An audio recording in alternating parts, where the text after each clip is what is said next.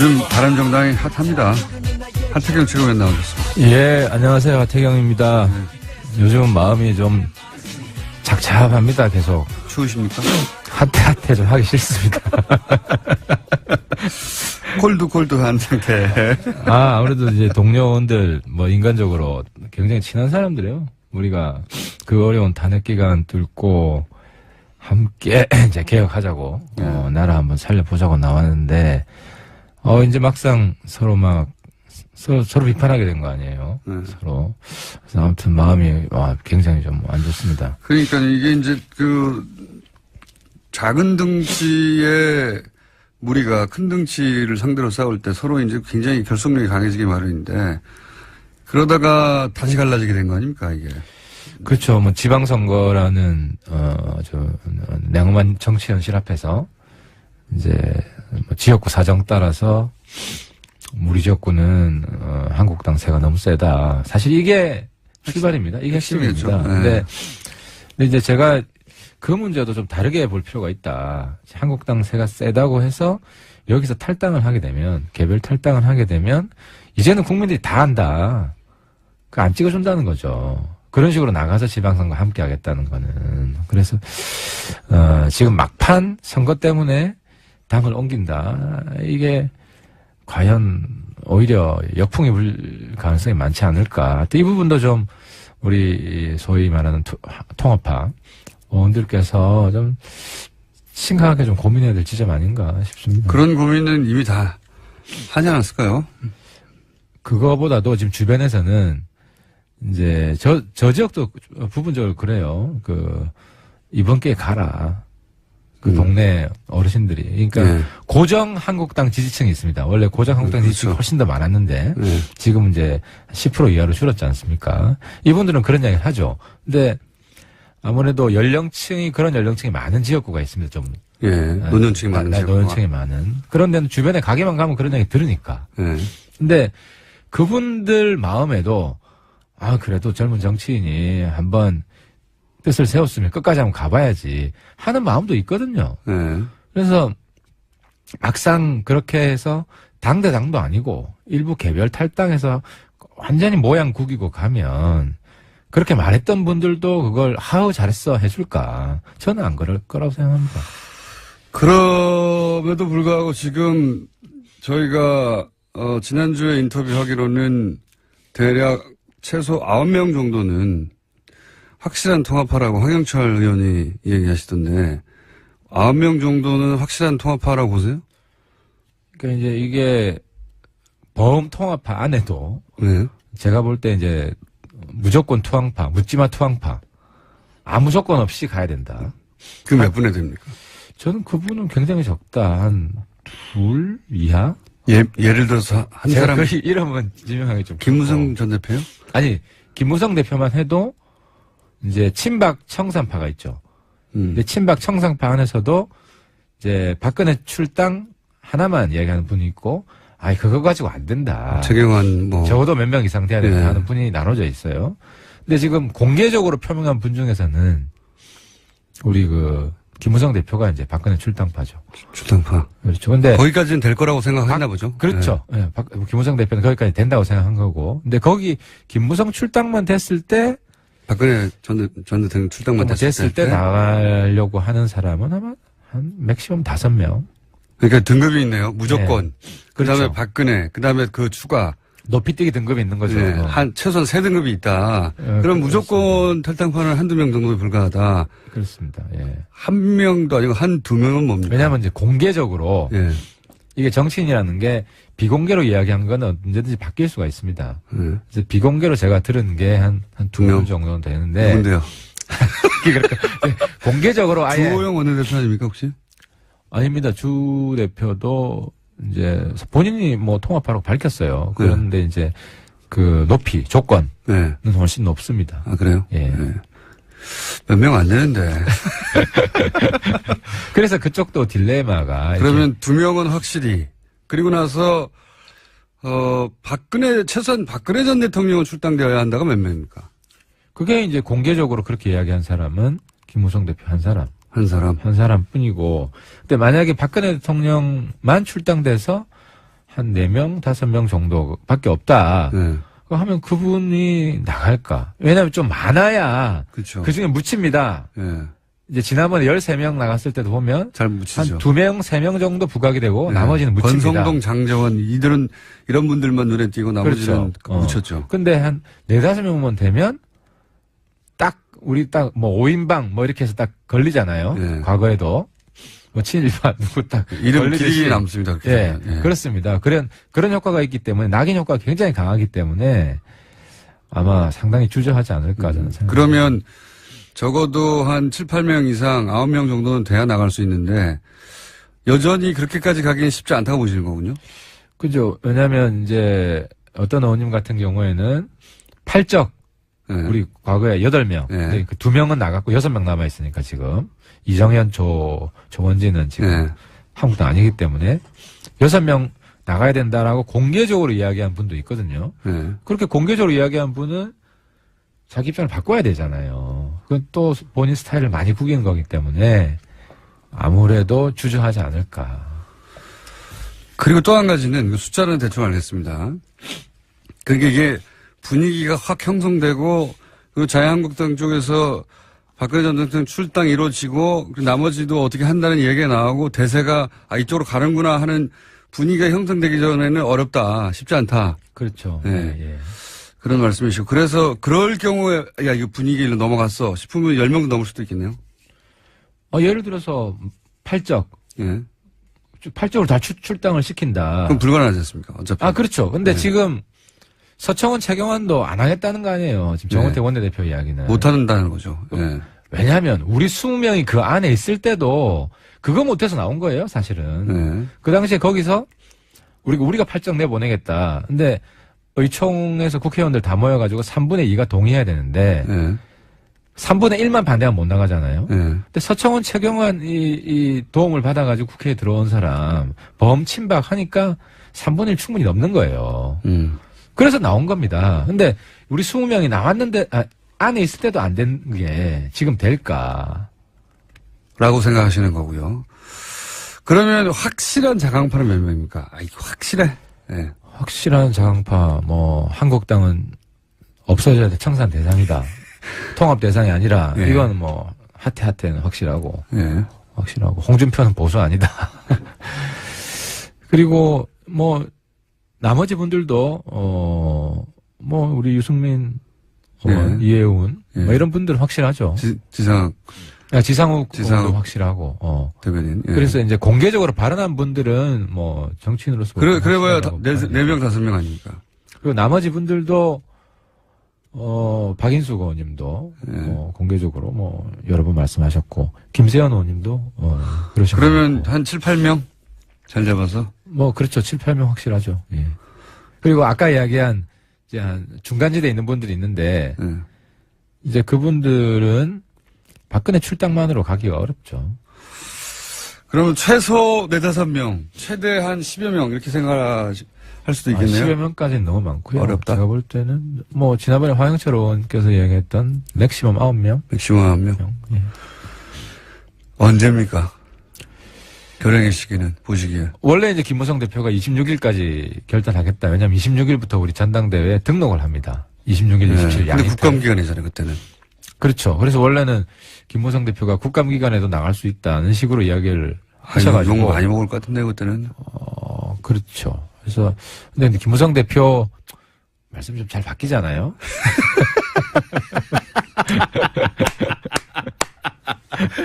바뀌었나요? 그래서 어제 우리 이제 통합파 삼선들 예.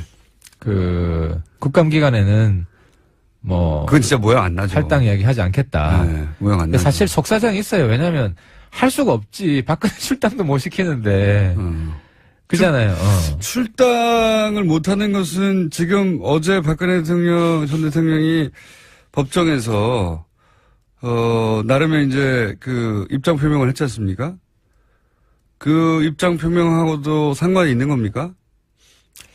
그러니까. 박근혜 대통령이 지금 옥중 정치를 시작한 것 같아요. 예. 나를 죽여라! 이렇게 나온 거 아닙니까? 예. 그렇죠. 예. 그래서 우리 옥중 정치는 과거 이제 운동권, 민주당에 많죠. 네. 그분들이 뭐 항소 이유서도 아주 멋있게 쓰고 뭐 여러 가지 재판 거부도 하고 저도 뭐 재판 거부도 해봤어요. 근데 이제 그게 이제 바깥으로 메시지를 보내는 거고 특히 한국당 안에 있는 친박들한테 니들 너무 야속하다. 네. 저렇게 날 쫓아내겠다고 그러는데 뭐 하냐. 이런 신호를 보낸 거죠. 네. 그래서 한국당 내 친박들이 좀 움직일 거라고 저는 생각을 하고. 그게 그 출당의 절차가 어떻게 되죠? 박근혜 대통령 출당은 간단합니다. 이제 현역 의원보다 더 간단해요. 전직 대통령이지만. 예. 그래서 윤리위에서 나가라 그러면 나가야 돼요. 결정을 하면. 윤리위에서 나가라고 아직 결정이 안 됐죠. 아직 안 됐죠.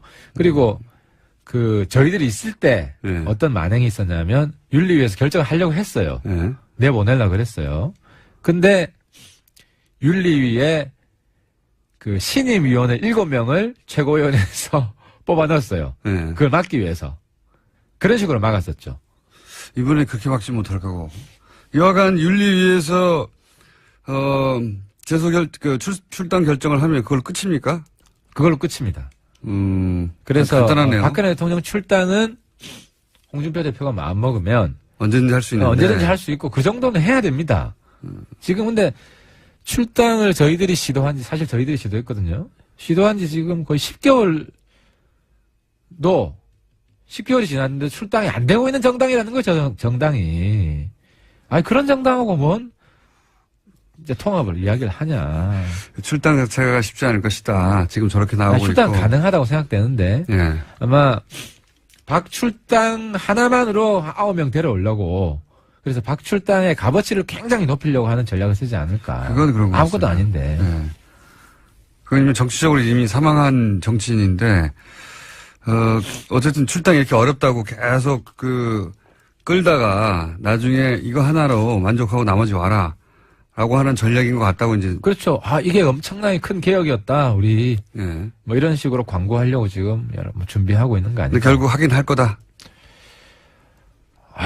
뭐 그 정도는 하지 않겠습니까? 그 정도도 못하면 저거 진짜 정당도 아니지. 예.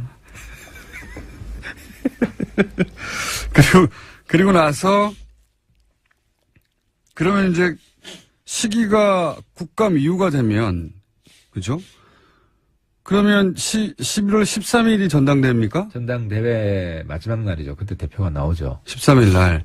그럼 이미 돌고 있는 거 아닙니까? 그죠? 전당대회 중에 나가는 이런 불상사가 생기는 거죠. 그러니까 지금 26일 얘기했던 것도 전당대회 하기 전에, 전당대회 지금 당대표 뽑는다고 막 하고 있는데 거기서 나가버린다는 게 모양이 안 나고, 그리고 전당대회에서 대표를 새로 뽑았는데 나간다는 것도 모양이 안 나니까, 그 전에 끝내버리려고 26일을 선언했는데, 그거는 국감이라고 하는 일정 때문에 지금 불가능하게 됐고, 그래서 11일로 넘어갔어요. 국감 일정보다는 이제 박근혜 출당도 못 시키기 때문에 그게 더 원래는 출당시키고 진도가 나가면 결행하려고 했을 거예요. 왜냐하면 전당대회 프로그램이 진행 중일 때 나가면 더 욕먹어요. 그렇죠. 그잖아요. 네. 지금은 그럴 수밖에 없네요. 그러니까 지금 스텝이 꼬인 거죠.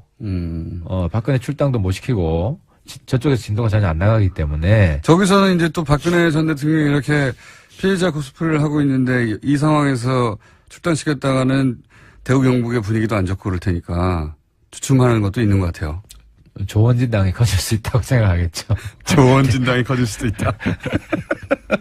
또 그런 변수도 있군요. 아하. 이게 쉽지는 않네요. 그죠?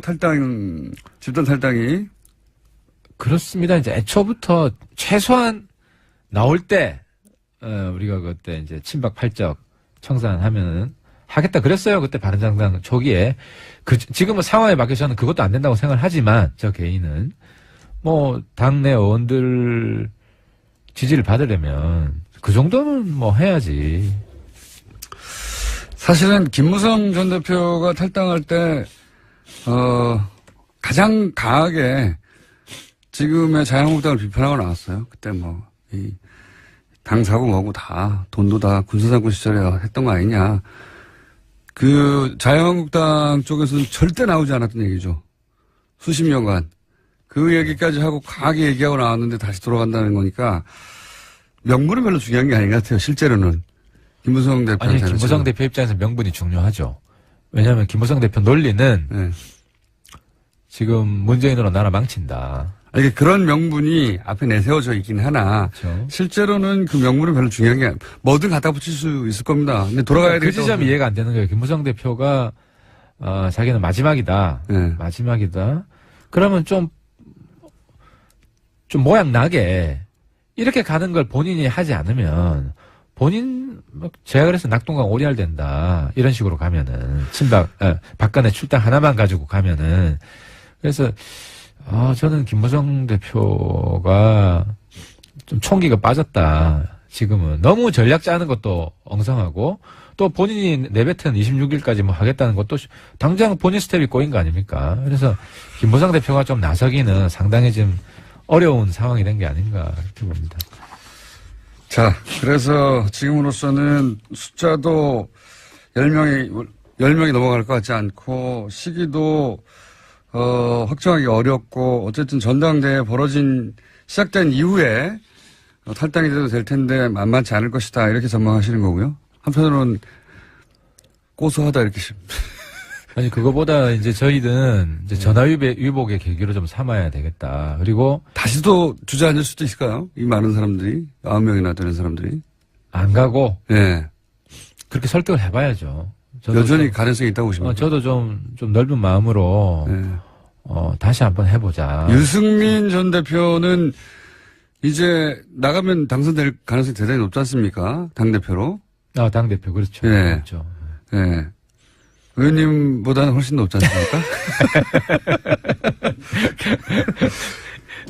유승민 전 대표가 이 시국에서 내놓고 있는 자, 이렇게 될 테니까 탈당하지 마라.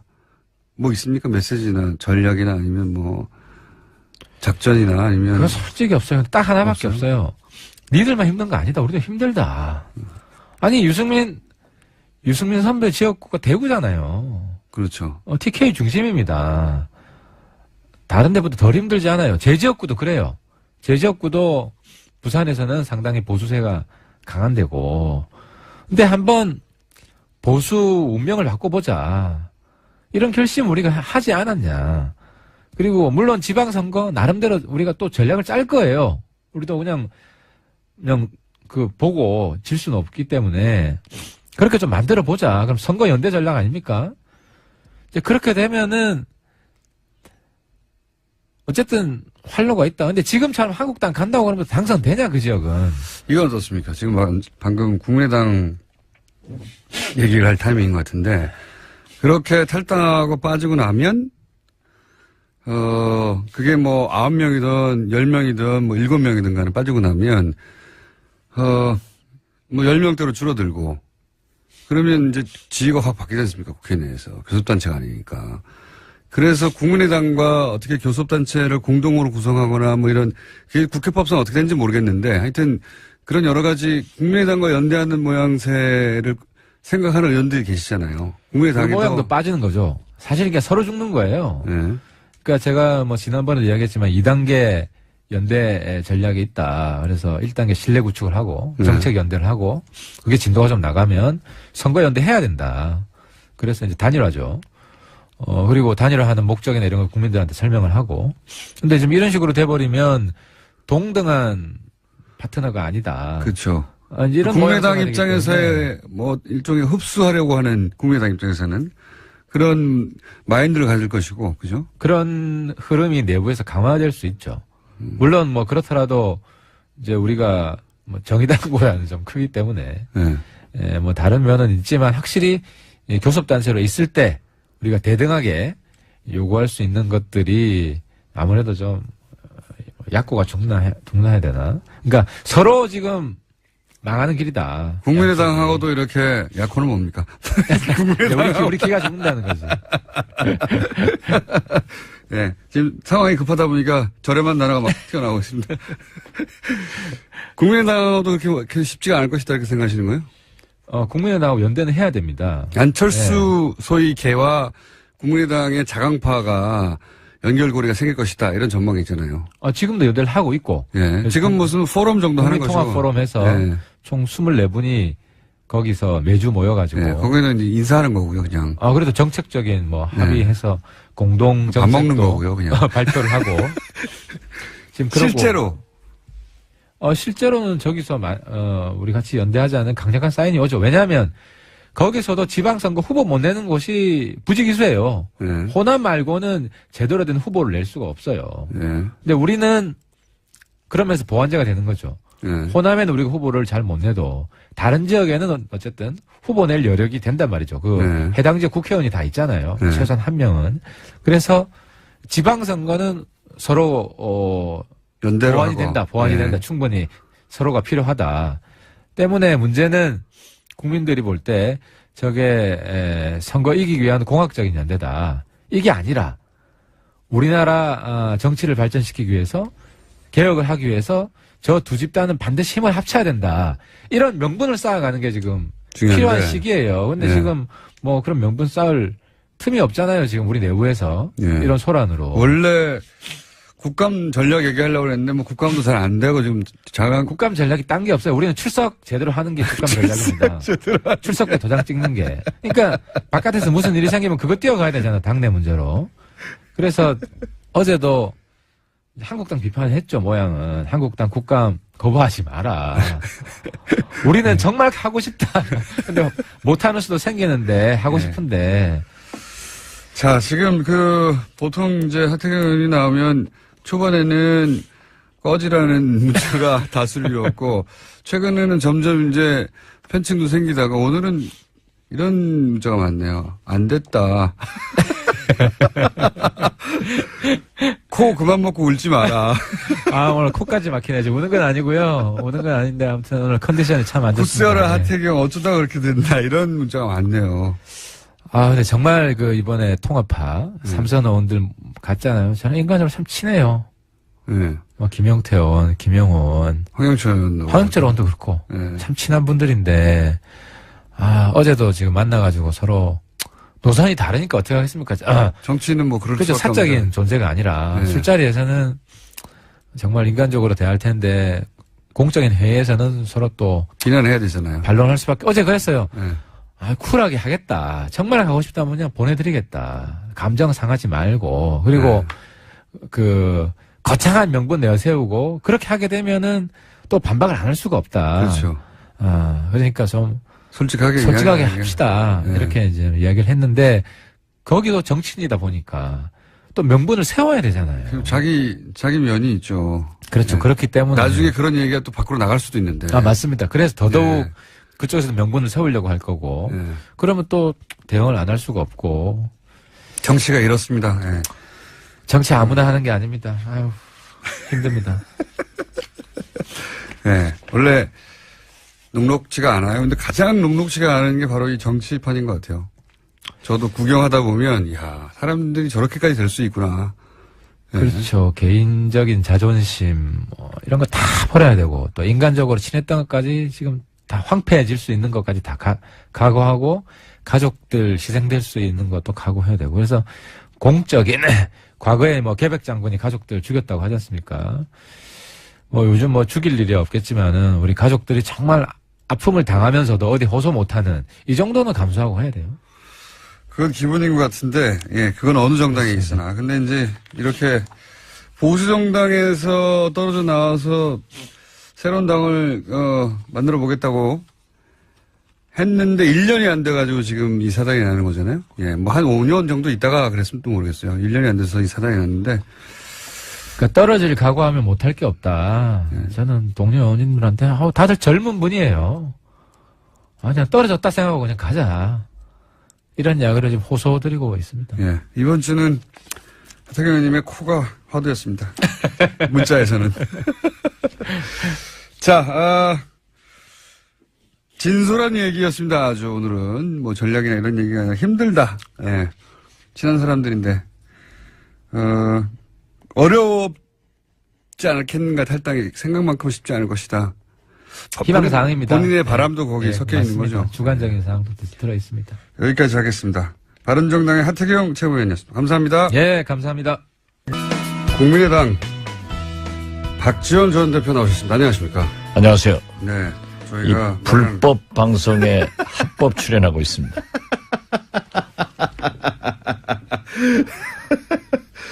불법 방송이라고 국민의당에서 열심히 지금 국감에서 지난주에 나오셨을 때 이제 대표님께서 시사 방송을 하도록 만들어 주었다라고 말씀하시지 않습니까? 그렇습니다. 예. 예.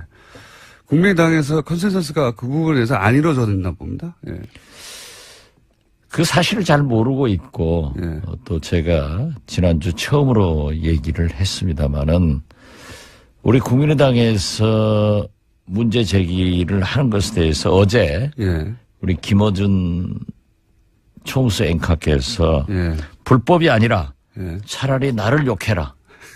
아니, 이 말에 답이 있습니다. 불법은 아니에요. 예, 불법은 아닌데 예. 김어준 총수의 불공정 진행에 대해서 얘기하는 것 같아요. 아니, 그러면 처음부터 김어준이 마음에 안 드니 김어준을 잘라 이렇게 해야 되는 거 아닙니까? 아니 글쎄 좀 치사하게 그 TBS를 다 아니, TBS가 무슨 잘못을 했다고. 그러니까 지금 보면은 예.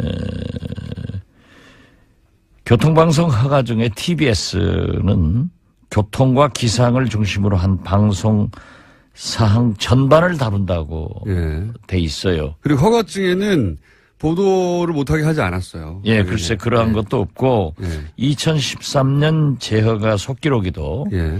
뉴스와 시사 프로그램을 한다는 것으로 당시 기록되어 있다고 합니다. 네. 이명박도 박근혜도 노무현도 김대중도 다 문제 삼지 않았던 합법 방송입니다. 그렇기 때문에 네. 이번에 그 과학정보통신위에서 예. 이호성 방통위원장이 좀 아리송한 답변을 하신 것 같아요. 그 대목에서는 잘 모르셨던 것 같아요. 예. 네. 그래서 저는 이게 이렇게 문제는 불공정 진행하는 김어준 총수가 떠나주는 것이 교통방송의 발전을 위해서 필요하다. 이렇게 지적을 하고요. 차제에 방통위원회에서 정확한 예. 그 행정 절차를 밟아놓는 것이 바람직하다. 그럼 이렇게 일단 생각합니다. 이 TBS가 시사 방송을 하는 것은 합법임을 네. 박지원 대표께서 제가 합법이라고 하지 않았고 저는 불법 방송에 합법으로 출연하고 있다. 이렇게 처음에 정의를 했으니까 예. 그 행정적 절차를 밟아놓는 것이 미래를 위해서 좋고 제일 좋은 것은 거듭 말씀드리지만 김어준 총수가 나가주는 것. 그렇게 얘기하면 이야기가 쉽습니다. 그러니까 그렇게 하세요. 그러면 제가 싫다. 쉬운 거를 두고 왜 돌아가려고 그래. 그러면 그렇게 얘기를 하면 저는 싫다 그럴 거거든요. 여하간 TBS가 불법 방송을 한다고 하는 프레임은 이제 그만하시죠.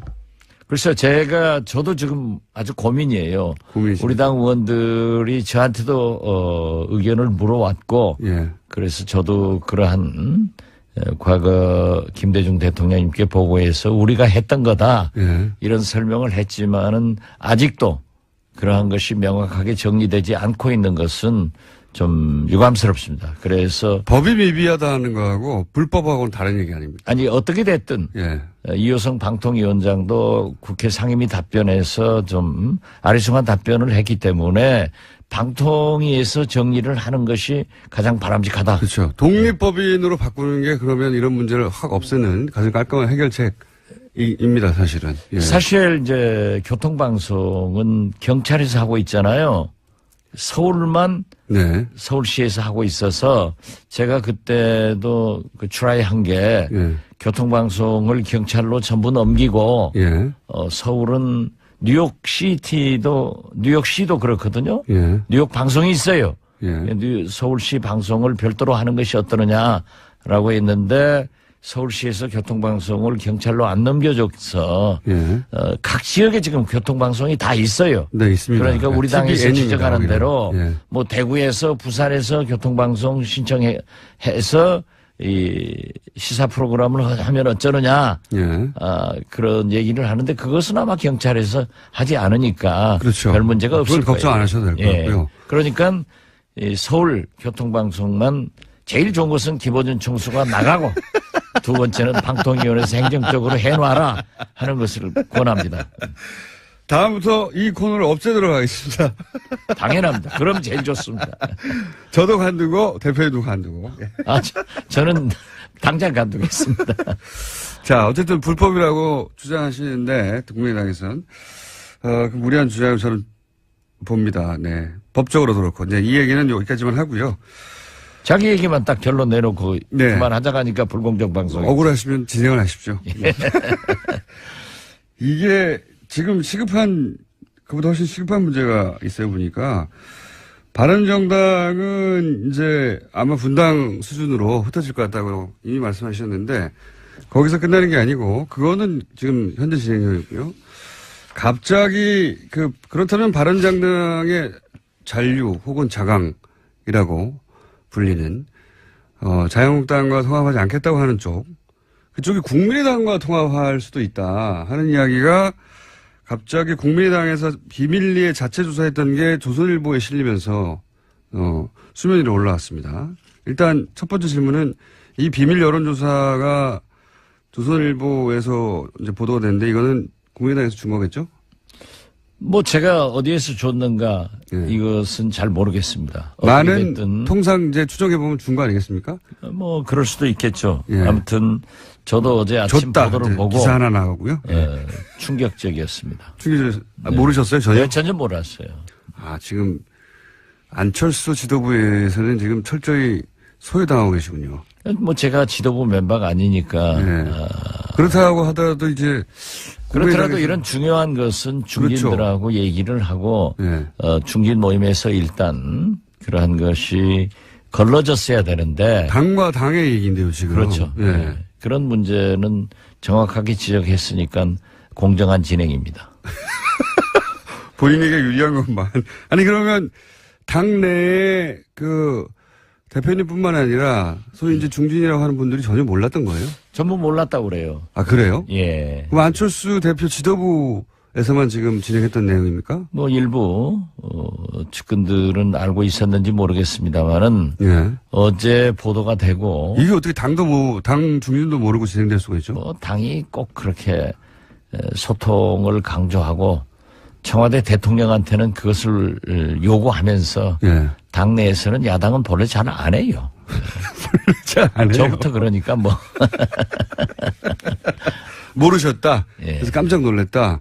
그럼 그렇죠. 일단 듣지 못했다가 그 뉴스를 본 중진들의 1차 반응은 어떻습니까? 대표님을 포함해서. 저는 하도 아침에 기자들에게 전화가 많이 와서 예.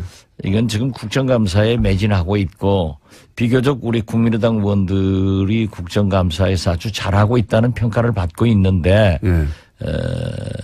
왜 이렇게 지금 불필요한 일을 지금 하느냐. 예.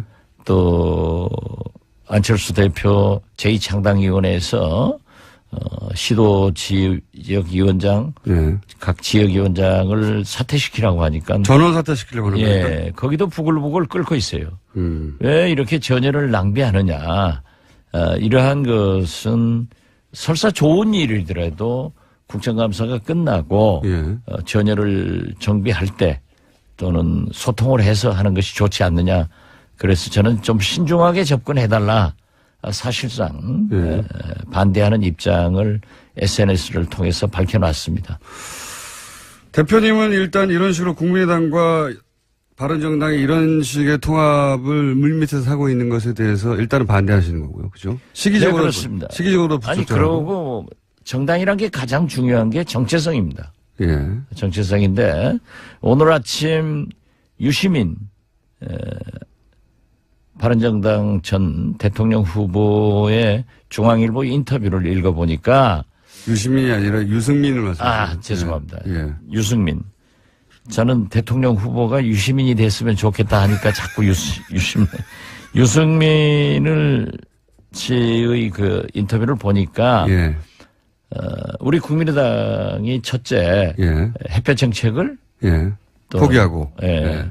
호남 이주를 이걸 예. 버려야 된다. 그러니까 지역을 라고 탈피하고 했는데 그 얘기죠. 이것은 도저히 우리가 양보할 수 없는 원칙입니다. 예. 우리는 대북 문제에 대해서 DJ의 햇볕 정책과 이념을 계속 발전시키고 있고 또 우리가 왜 호남을 버려야 됩니까? 그러면 유승민 후보는, 전 후보는 대구를 버립니까? 또 못 버리고 있죠. 예, 강경 보수, 강경 대북 정책을 버립니까? 그래서 저는 정체성에서 문제가 된다 이렇게 보고 있습니다. 정치는 제일 중요한 게 정체성이에요. 근데 안철수 대표는 이제 이미 여기서 진작부터라는 건 대선 기간 동안에도 왜, DJ의 대북 정책, 햇볕 정책을 계승하느냐는 질문에 대해서 대단히 모호하게 답변해 왔지 않습니까, 이미. 그러니까 훨씬 쉽게 접근할 수 있지 않을까요? 그렇지만 안철수 대표는 국민의당의 정책은 DJ 이념이다. 예. DJ다. 이렇게까지 단정적으로 얘기를 했으니까. 그때는 이제 호남의 표가 필요했을 때 그런 거고요. 뭐 정치인이란 게 다 예. 원칙을 가지고 얘기하는 거니까 저는 안철수 대표가 그렇게 햇볕 정책을 버리고 호남을 버리겠다라고 하는 그렇게 말을 것은 안 하겠죠. 모호하게 하겠죠. 모호하게. 아니라고 생각합니다. 만약에 그런데 보시기에 국민의당이 바른정당과 통합이 꼭 필요하다고 적어도 지금 현재 국민의당 안철수 지도부는 생각하는 것 같은데 그러면서 이런 정체성을 아예 버리진 않지만 약간 모호하게 만들어서 바른정당의 지금 자강파가 올 수 있는 수준까지 완화시키면 모호하게 해서요. 모호하게 하시는 건 잘하니까. 그러면 그렇게 질문을 하니까 네. 불공정 진행이라고 이게 하고. 뭐 불공정 진행입니까? 이게 사실인데요, 이게. 사실 아니죠. 곤란하니까 사실이 아니라고 하시나요? 아니에요. 그게 아니고. 그럴 경우에 대표님은 어떻게 하실 겁니까? 약간 지금 저는 뭐 그렇게까지 진척되리라고는 생각하지 않습니다. 어렵다고 보십니까? 예, 그렇기 때문에 제가 어제 SNS를 통해서 밝힌 대로 오늘 아침에 뭐 보도들이 많이 됐더라고요. 좀 신중한 접근이 필요하고. 대표님이 반대하실 거 아니까 몰래 했죠, 이렇게. 뭐 꼭 그런 것은 아니에요. 예. 찬성하는 사람도 몰래 했다고 그러더라고요. 그래요? 대부분이 그건 몰랐다는 얘기네요. 그러면. 대부분 몰랐어요. 조선일보만 알았다는 거네요. 그건 모르죠. 남은 당내. 언론이 특정한 것에 대해서 제가 네. 시샘할 필요는 없다고 생각합니다. 특종이 아니고 준 거죠, 준 거. 예. 왜냐하면 이런 여론이 필요했나 봅니다. 그 안철수 지도부에서는 이게 이제 통합되면 좋다라고 하는 여론이 필요하니까 이런 기사를 내게 만들었죠. 우리 당내 일부 의원들은 그러한 얘기를 줄기차게 해온 사람도 그렇죠. 있어요. 있겠죠. 또 뭐 그런가 하면은 민주당과 통합을 해야 된다 예. 하는 얘기도 하는 사람들도 있는데. 비율이 얼마 정도 됩니까? 글쎄요, 나는 뭐 본래 관심이 없어서 카운트는 안 해봤습니다. 관심 많으시면서. 아니요, 진짜요. 또 관심 많은 걸 일일이 다 그렇게 그냥 공개할 수는 없으니까. 공개할 수는 없는 거죠. 예. 저도 그럼 다른 언론이 줘가지고 할까요? 네, 저희한테 주세요. 지금 내부적으로는 좀 복잡하겠습니다. 그럼 국민의당 내부에서. 네, 복잡합니다. 그죠? 상당히. 그러니까 여러 가지 갈래길이 있지 않습니까? 지금 이대로 아니면은 바른정당 혹은 뭐 민주당과 연대해야 되지 않냐. 적어도 크게 보자면 세 갈래 정도는 있는 거 아닙니까? 그죠? 그렇죠. 그러나 저는 예. 총선 민의가 예. 다당제, 예. 3당제였습니다. 그리고 바른정당은 총선 후에 예. 박근혜 대통령 탄핵으로 인해서 분열된 예. 새누리당이 분열돼서 한국당, 바른정당으로 갔기 때문에 저는 바른정당과 저희들하고 또는 민주당과 정의당과 예. 이 개혁벨트를 구성해서 약 190여석이 되거든요. 예. 그러면은 문재인 대통령이 오히려 국회 선진화법을 뛰어넘어서 예. 법과 제도에 의한 개혁을 했으면 좋겠다 예. 하는 생각을 가지고 그 사당이 예. 연정이나 또는 이 개혁벨트로서 한번 출하했으면 좋겠다 하는 생각을 가졌지만 어떻게 됐든 대통령께서 받아들이지 않았고 또 지금 민주당이나 청와대에서는 그때 그렇게 했어야 된다 예. 하는 얘기를 하는 분들도 있어요. 예. 그렇지만 저는 국민들이 왜 총선에서 제3당인 국민의당을 선택했겠느냐. 그 너무 극단적인 양당제가 너무 싸움만 하고 일당 독주 이런 것들이 나가기 때문에 완충이 필요하다 해서 3당제가 됐다고 하면은 우리 국민의당은 국민의당대로 국민의 뜻을 따라서 선도 정당으로서 일해 나갔으면 훨씬 좋다. 이런 생각을 또 우리 당에 많이 가지고 있습니다. 대표님은 그렇게 생각하실지 모르겠는데, 예. 지금 안철수 대표가 오히려 자유한국당보다 더, 공격적 아닙니까? 제 말은 양당이 극단적인 대립을 하는데 국민의당이 중간에서 균형을 잡아주는 게 아니라 국민의당이 가장 선봉에 서서, 문재인 대통령도 공격하고 안철수 대표가 항상. 공격이야. 제가 문재인 대통령을. 그건 대선 때고요. 제일 많이 하지만 예. 지금은 저는 이 대북 문제에 대해서 문재인 대통령이 아주 잘하고 있다. 또 적폐청산. 제 말은 국민의당이 지금 중도에서 이렇게 양쪽을 총선민이라고 하셨는데 잘 안정시키며 혹은 뭐 토닥거리며 중간에 선도정당 역할을 하는 게 아니라 최전선에 서서 오히려 양쪽 정당보다 더 첨예하게 본인의 존재감을 드러내기 위해서 공격적인 발언을 안철수 대표가 하고 있으니 사실은 그 역할도 안 하고 있는 거 아닙니까? 뭐 존재감을 드러낸다는 것보다도 예. 그러한 것을 지적한다. 그렇게 제 변명을 좀 들어주세요. 그렇게 진행하니까 나가야 된다니까.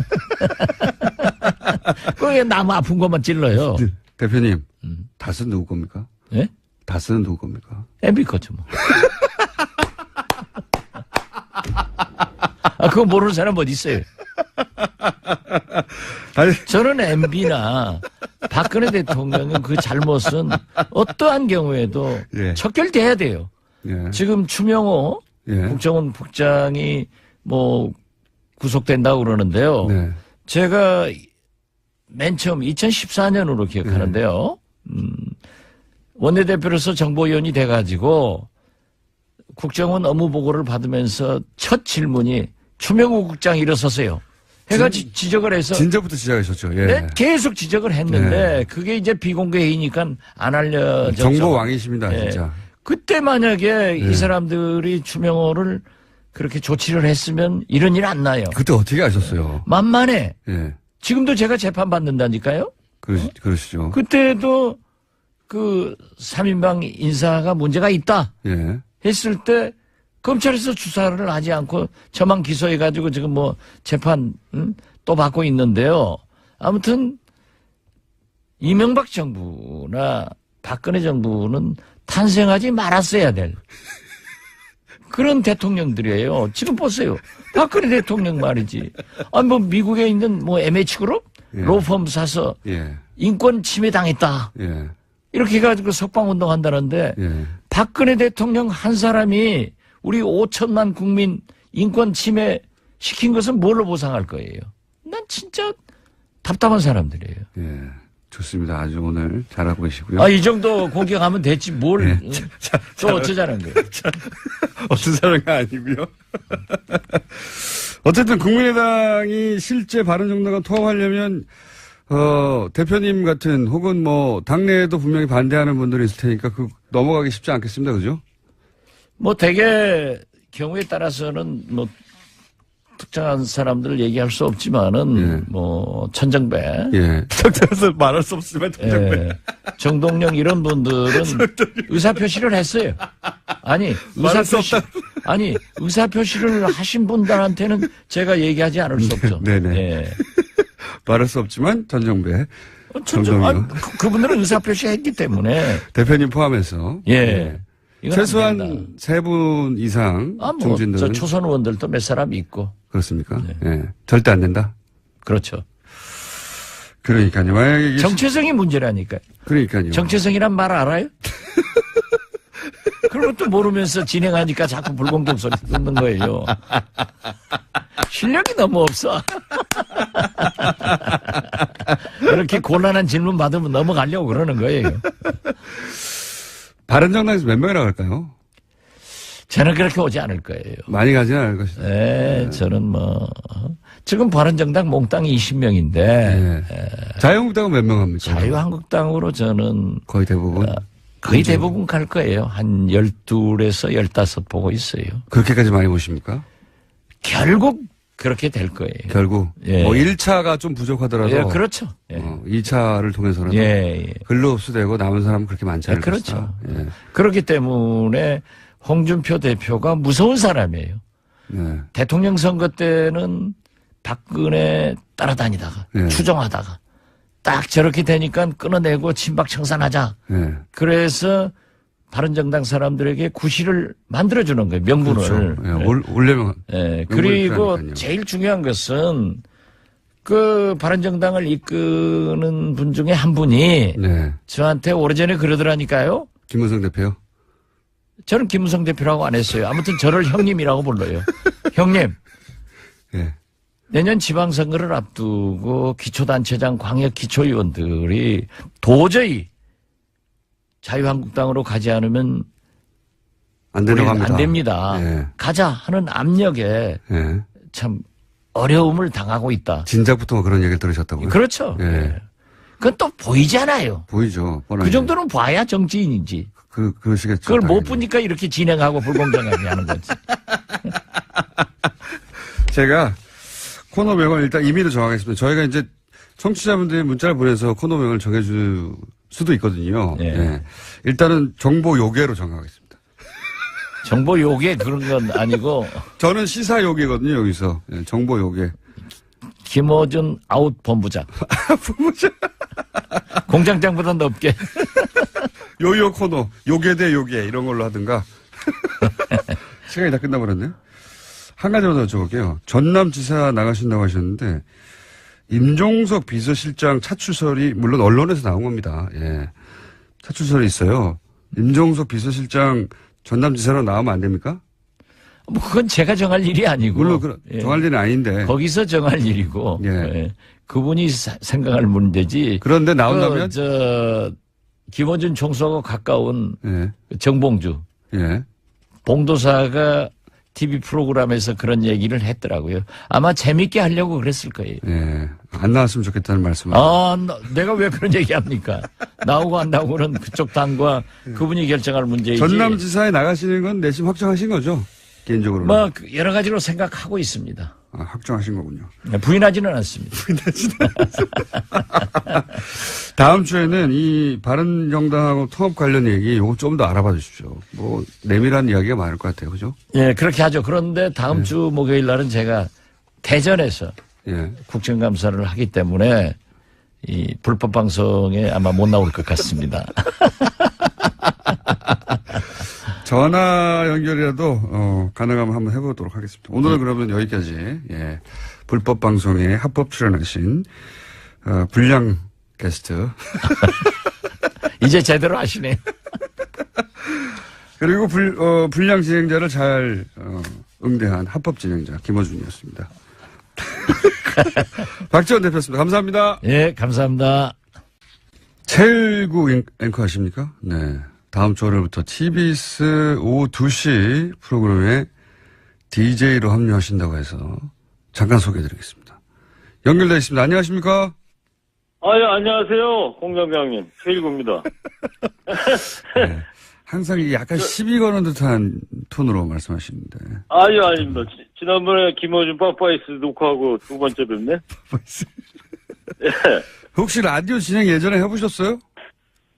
저기 옛날에 MBC 있을 때요. 예. 김미아 씨 그 세계는 그리고 우리는 그때 김미아 씨가 휴가 간다 그래가지고. 갑자기 한 닷새 정도 월요일부터 금요일까지. 예. 그게 방송 한 30년 하시면서 라디오 하신 유일한 기간입니까? 닷새?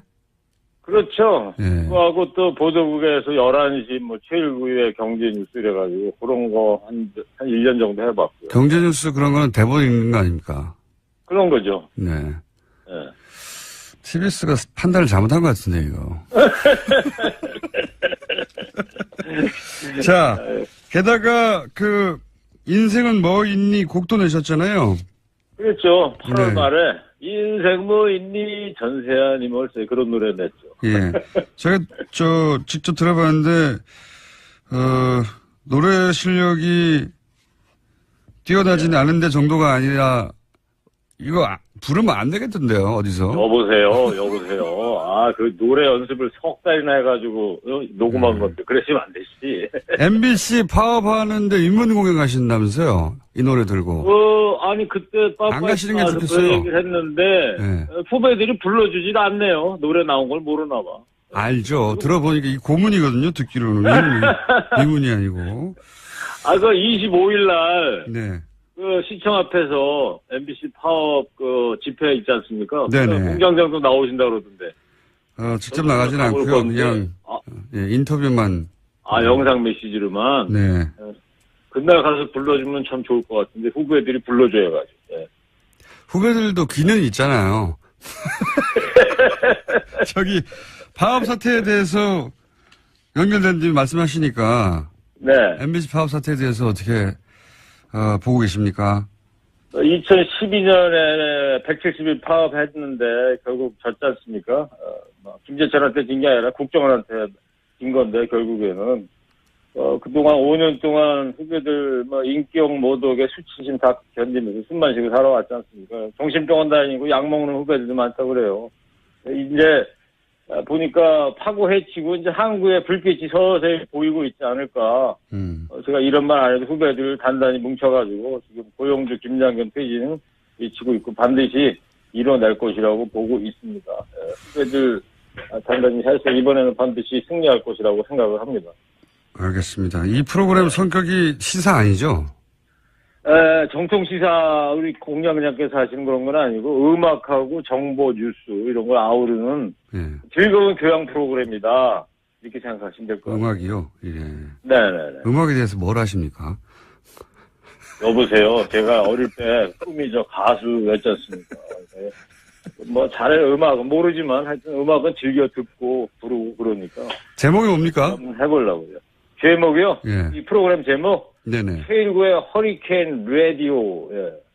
다음 주 월요일부터 라디오에 허리케인이 불 겁니다. 그렇군요. 예. TV에서. 낮에, 왜 그런 말 있잖아요. 아침에는 김어준, 예. 저녁에는 손석희. 예. 근데 낮에 사람이 없어, 낮에. 낮에는 최일구 한번 해보려고요. 낮에는 최일구. 예. 뜻대로 잘 안 되실 것 같고요. 그리고 TBS는 이제 6개월마다, 개편을 꼭 지키지 않습니다. 6개월에 한 번씩 개편합니까? 네. 6개월은 버티실 수 있어요. 6개월 하다가 6개월 전에도 잘릴 수가 있겠네, 그러면? 그렇죠. 이 오랜만에 일구했는데 이거 큰일 났네, 이거. 예? 자, 이제 제가 보기엔 이게 마지막 인터뷰 같고요. 프로그램 끝낼 때, 네. 예. 다시 연결하도록 하겠습니다. 제가. 알겠습니다. 근데 그 2시가 컬투쇼 있는 시간대예요. 아십니까? 예, 알고 있죠, 예. 네, 11년 연속으로 라디오 1위를 했는데. 인생 뭐 있습니까? 전사님 올 때지. 열심히 부딪혀서 해봐야죠. 알겠습니다. 네. 자, 오늘 첫 인터뷰이자 네. 제 생각에는 마지막 인터뷰가 될 것 같아요. 그러지 마시고, 이제 시작하는데. 제일구의 예. SBS 블랙하우스 가신다며요. 네. 공중파 가시는데 머리 좀 깎고 수염 좀 깎으실 그런 의향은 없으세요? 네, 그런 생각은 없고요. 예. 제일구의 허리케인 라디오 네. 청취율 안 나올 때, 예. 네. 저 한번 불러주세요. 예. 저야 영광이죠. 불러주시면 거절하겠습니다. 네. 말을 못하겠어. 네, 감사합니다. 예, 감사합니다. 예. 네. 지금까지 월요일부터 TBS에서 라디오를 세계 최초로 진행하시는 최일구의 허리케인 라디오의 최일구 씨였습니다.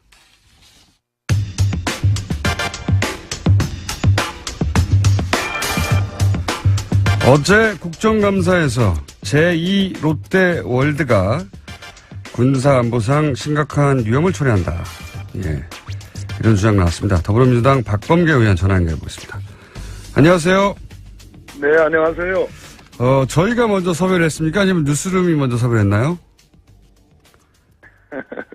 뉴스룸이 먼저 섭외했습니다. 네, 아닌 것 같은데. 저는 바른 사람입니다. 자, 꼭 인터뷰 잡고 나면 뉴스룸에 먼저 등장하시는 분들이 한두 분이 아니어가지고, 네, 저희도 네, 뉴스룸을 보다가 꺼버렸습니다, 어제. 그러셨나요? 자, 오늘 반나절 지났으니까 밤새 또 새로운 정보가 나오길 기대하는데, 우선 군사안보상 제2 롯데월드가 위험이 있다는 얘기는 사실 당시에도 나왔었습니다. 근데 국정감사에서 굉장히 자세히 무엇이 문제인지 조목조목 짚어주셨는데, 군사안보상 위험 정리를 좀 해주십시오. 어떤 게 있습니까? 네, 일단 제가 말씀드린 이런 위험 요소들은 네. 제가 뭐 군사안보상의 전문가도 아니고 제 전공도 아니기 때문에 제 개인적인 어떤 주관적인 입장이 아니고 네. 제가 평생을 공군에 계셨고 공군 참모총장까지 하셨던 또 그 네. 당시 제1롯데월드 신축 승인 과정에서 반대를 했던 김은기. 예, 김은기 전 공군 참모총장을 예. 제가 만나 뵙고 네네. 브리핑을 좀 받은 뒤에 그 의견에 기초한 거라는 말씀드립니다. 제1롯데월드는 555m에 123층짜리 잠실 그 석촌호수 주변에 있는 큰 건물이죠. 그 네. 주변에는 그만한 건물들은 전혀 없습니다. 딱 한 건물만 우뚝 서 있는데 네. 그 건물이 들어섬으로써 한마디로 그 전투기가 이착륙할 때, 특히 착륙을 할 때 쭉 패턴을 그리면서 궤적을 그리면서 이제 들어옵니다. 바로 일직선으로 들어오는 게 아니고요. 네. 그것을 이제 장주라고 표현하는 모양입니다. 공군에서는. 그래서 서쪽의 하늘을 이렇게 패턴을 그리는 것을 서편장주, 동쪽의 패턴을 그리는 것을 동편장주 이렇게 표현하는데요. 한마디로 제1롯데월드가 들어서게 되면서 성남 비행장의 서편장주가 못 쓰게 됐다. 이런 얘기입니다. 그렇게 된다면 네. 유사시의 전투기라는 것은 일종의 적을 공격한다든지 또는 적의 공격을 피하기 위해서 일종의 뭡니까? 생존을 위한 어떤 기동 영역을 확보해야 되거든요. 네. 그렇지 않습니까? 그래서 그걸 전문용어로 회피 기동이라고 한답니다. 네. 적의 공격을 피하기 위한 기동 영역, 어떤 일정한 어떤 바운더리를 확보를 해야 되는데 서편장주 부분, 즉 제1롯데월드 부분은 완전 쓸모가 없는 부분이기 때문에 제약을 받게 돼서 결국은 안보상에 큰 위험이 초래된다 이런 말씀입니다. 알겠습니다. 이 이야기는 사실 그 당시 건설 당시에도 공군은 반대를 했었기 때문에 그런데 이제 그 반대 이후에 어떻게 승인이 되었는지 그 중간에 승인 과정을 저희가 잘 알 수가 없습니다. 근데 이 롯데월드 승인 과정의 문제점 뭐라고 보십니까? 예전 기사를 찾아보니까요. 네. 저희 당의 안규백 의원이 오랫동안 국방위만 많이 하시는 의원님이신데, 네. 그 당시 공군뿐만 아니라 한국공항운항학회라는 네네. 그 학회가 학회 연구 용역을 맡겠답니다. 정부가. 네네. 근데 그 정부가 맡긴 그 최종 검증 보고서에 중간 보고서에 있는 항목이 삭제됐다고 그래요. 그것이 바로 아까 제가 말씀드린 이 제1롯데월드가 건축되게 되면 서편 장주 확보가 어렵다. 네. 하는 그런 중간 보고서의 항목이 최종 보고서에는 없어졌다고 합니다. 그래서 쭉 보면 이게 1988년부터 롯데그룹이 신격호 회장을 중심으로 해서 일종의 수건사업, 가장 중요한 수건사업으로 진행이 되어 왔는데 김대중 정부, 노무현 정부에서 다 반대가 됐습니다. 그런데 이명박 대통령이 시장을 할 당시, 서울시장 당시에는 이것을 1차적인 승인을 했습니다. 그러나 최종적으로는 대통령인 노무현 대통령께서 반대를 해가지고 안 됐는데 결국은 그런 이명박 시장이 대통령이 당선되자마자 적극 검토하라는 지시가 있었고 청와대에서 아마 실무관 회의가 수차례 진행이 됐던 모양입니다. 당연히 공군은 반대 의견을 냈음에도 불구하고 어찌됐든 김은기 총장이 경질된 이후에 이것이 전격적으로 건축이 승인이 됐습니다. 김은기 공군참모 당시 총장이 반대해서 경질됐을까요? 그럴 수도 있겠습니다. 얘기를 듣다 보니까. 이명박 대통령이 취임하자마자 군에 대한 인사를 했는데요. 예. 했는데 그중 6회 공군 대장이 총 9명인데 예. 그중에 딱 2분이 그대로 유임이 됩니다. 예. 한 분이 김은기 장군이고요. 대장이고 예. 한 분이 김태영 대장이거든요. 네. 이 2분이 그냥 유임이 됐습니다. 네. 근데 유임이 됐다는 얘기는 뭐 정부가 바뀔 때마다 과거 정부 사람이 한두 명이 유임이 되고 오히려 승진한 경우도 있죠. 네네. 당연히 유임됐다는 것은 임기가 어느 정도 보장되는 걸로 보여지는데 다시 10월에 전역을 가능하거든요. 아, 그 그렇군요. 직후에 이제 승인이 됐습니다. 상관관계가 있을 수도 있겠습니다. 아니, 저는 뭐 그런 기사들은 많이 있죠. 예. 네. 최근에 청와대 캐비넷에서 관련 문건이 발견됐다고 했는데 혹시 그 내용은 아십니까? 그런 문건이 발견됐다는 얘기는 전에 들었습니다. 그러나 내용은 네.